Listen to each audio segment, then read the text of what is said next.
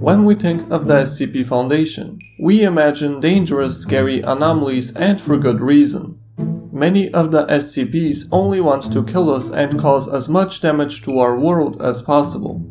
Not all are hostile in nature, however, and some of the friendlier ones are so nice that they can even be called adorable. In this SCP Exploration episode, we present you our top 5 Cute SCPs list. Before we begin, don't forget to subscribe to our channel with notifications on so you don't miss any of our upcoming Exploring SCP videos. And very soon we are exploring some of the funniest SCPs in a top 5 video. Number 5. SCP-1048. Object Class Keter. SCP-1048 is an anomaly that we all know of, but know very little about. The teddy bear was made famous in SCP Containment Breach as the cute teddy bear that shows us different handmade drawings that try to warn us of the dangerous anomalies in the game. And indeed, SCP-1048 is an anomalous teddy bear that can move on its own accord and can even communicate through a small range of gestures. The subject regularly shows affection to individuals in ways found endearing by most people, usually given in the form of a hug to the lower leg, but the teddy bear has also been observed dancing, jumping in place, and drawing childlike pictures. SCP-1048 doesn't seem to care what kind of people it is interacting with, and has played around with sociopathic D-Class on more than one occasion. But despite being very cute, SCP-1048 also has a secondary anomalous effect that isn't nearly as friendly. It is hypothesized that the subject is able to build crude replicas of itself using various materials by a process that has yet to be observed directly by the Foundation. It has been suggested that SCP-1048 uses its endearing qualities to lull those around it into a false sense of security, allowing it to collect materials to produce these creations. Currently, there are 3 known creations of SCP-1048, designated SCP-1048-A, B, and C. The first one resembles a teddy bear but is entirely made of human ears that emit deafeningly loud sounds that kill anyone nearby. The second one appears to have a human infant inside, and the third one was made of rusted metal parts and attacked and killed multiple SCP personnel. So it appears that despite its cute appearance, SCP-1048 has ill intentions. Nevertheless, if denied appropriate materials, the teddy bear is still very friendly. And we can't overlook the fact that we've all dreamt of having a living teddy bear with which we can play, and as such, SCP-1048 makes our top 5 cutest SCPs list. Number 4. SCP-3092. Object Class Euclid. SCP-3092 is a non-anomalous arcade claw machine. Its anomalous properties only activate when the operator successfully picks up a plush toy and deposits it. At this point, the plush toys will immediately transform into instances of SCP-3092-A, which are cotton stuffed plush gorillas, roughly 1 foot or 33 centimeters in height. They are sapient, communicative, capable of sight, hearing, and movement. SCP-3092-A instances are proficient in various activities related to guerrilla warfare, such as stealth, weapon improvisation, trap setting, and the usage of small arms. They also possess ideologies resembling various real guerrilla groups. They are capable of developing complex plans and regularly attempt to breach containment.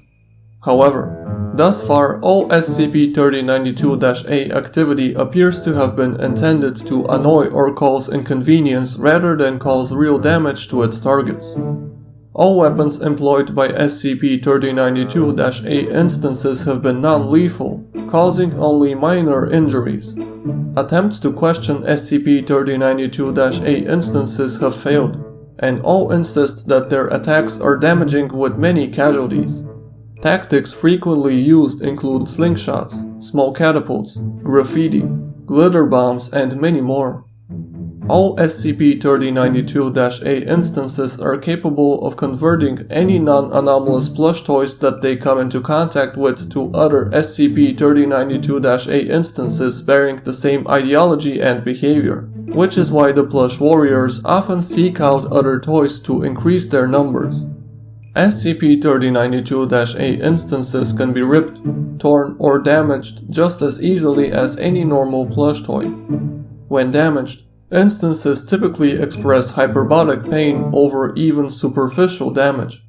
Severe injuries, such as punctures or detachment of limbs, will result in death, with instances falling to the ground and ceasing to move, typically after a long period of exaggerated expressions of pain.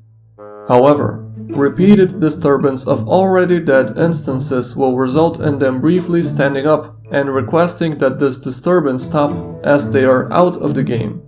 And one specific incident also implies that SCP-3092 instances are just playing. During an escape attempt, the plush warriors set up a tripwire in the office of a doctor and left a pillow for him to land on. However, upon entering his office, the doctor fell and fractured his collarbone. Upon discovering this, the anomalies immediately expressed remorse, informed other Foundation officials of the situation, and were compliant in recontainment. The plush toys later made gifts aimed at the doctor, as an apology. So it seems that the SCP-3092-A instances are just playing a game, and aren't really a guerrilla group. This makes their behavior all the more cute. In the SCP Foundation, people don't play with toy soldiers. Anomalous plush toys play soldiers instead. Number 3.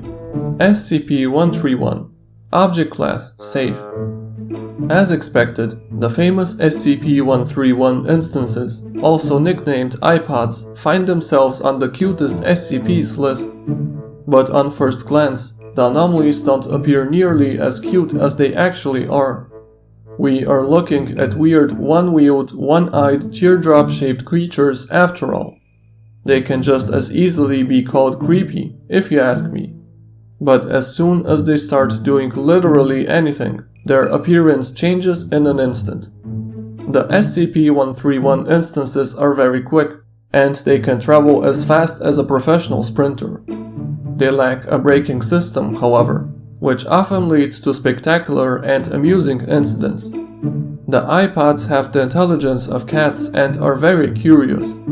Most of the time they simply roll around the facility, observing personnel at work and catching peeks at other safe SCPs.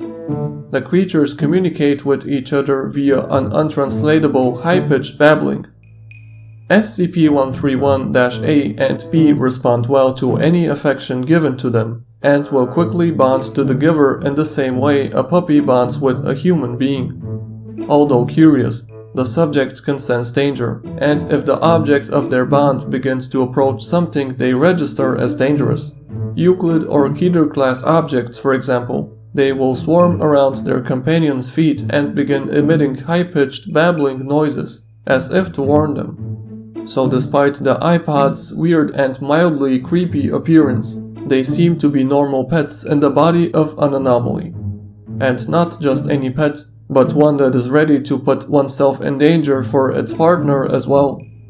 Let's not forget that on one occasion, the iPods jumped in front of SCP-173 and began staring at it, in order to protect the G-Class cleaning personnel. The SCP Foundation never fails to amaze us. This time we have eyeball-looking creatures which behave like dogs, and only want affection and friends.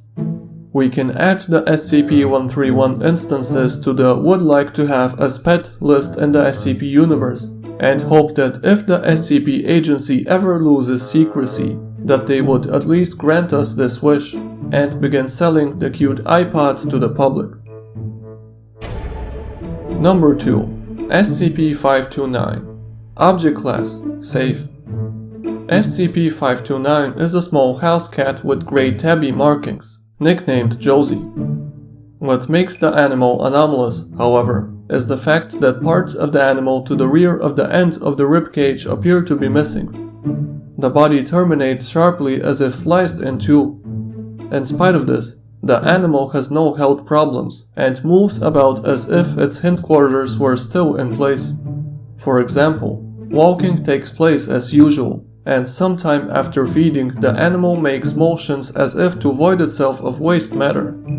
The cross-section does not display the interior of the animal, but appears pure black to the eye, and absorbs all non-visible wavelengths of light, similar to a black hole's effect. It is slightly yielding to the touch, and gentle stroking of this area sometimes yields a positive reaction, such as purring, but more usually leads to the creature turning on the agent, claws at the ready. These scratches also appear non-anomalous. Experiments aiming to show that the hindquarters do exist but are nearly invisible have failed. A cursory examination will show that there are no hindquarters. DNA testing doesn't show anything special either, apart from the fact that the cat is female. No special containment procedures are necessary, as the cat appears to be just as affectionate as any ordinary house cat, so Josie is free to move about the lower levels of its containment facility. So to sum it up, SCP-529 appears totally normal, apart from the fact that the back half of its body is missing. When we encounter an injured animal, a dog missing a leg for example, we feel empathy towards the animal and regard it as even cuter. This effect is even stronger with SCP-529, given its looks, and the fact that the cat doesn't seem to be bothered by this whatsoever makes it even more adorable. Number 1. SCP-999. Object Class: Safe. Let's be real, we all saw this one coming. The famous slime tickle monster that cures depression and PTSD in a matter of minutes. The anomaly that behaves like a dog and causes long-lasting euphoria in anyone that touches it. But besides the fact that it cares for people and animals and makes them happier, there are many things that make SCP-999 look cute. The way it looks, for example. The anomaly can change its size and shape at will. It can extrude pseudopods with which to hug people or tickle them till they cry of laughter. Its favorite activity is called tickle wrestling, and includes totally enveloping a person from the neck down and tickling till it is asked to stop. SCP-999's diet consists entirely of candy and sweets, with M&Ms and Necco wafers being its favorites. The tickle monster smells of fresh laundry, bacon and roses. It emits a high-pitched gurgling noise when it plays with people. Literally anything about SCP-999 screams cute. But perhaps the cutest thing about the tickle monster isn't the anomaly itself, but the effect it had on a different anomaly, SCP-682.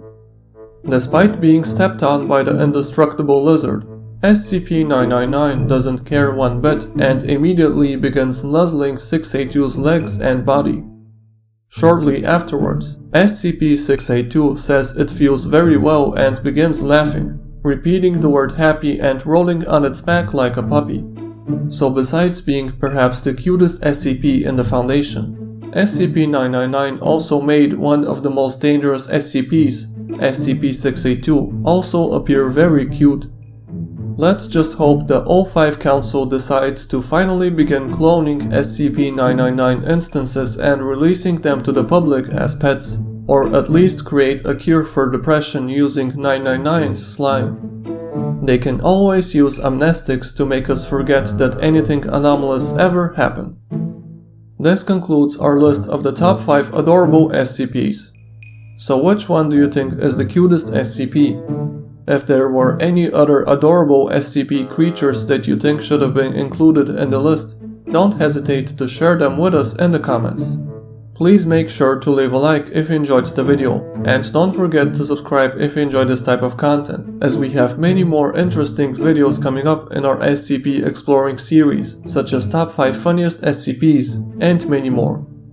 And as always, we will see you in the next video.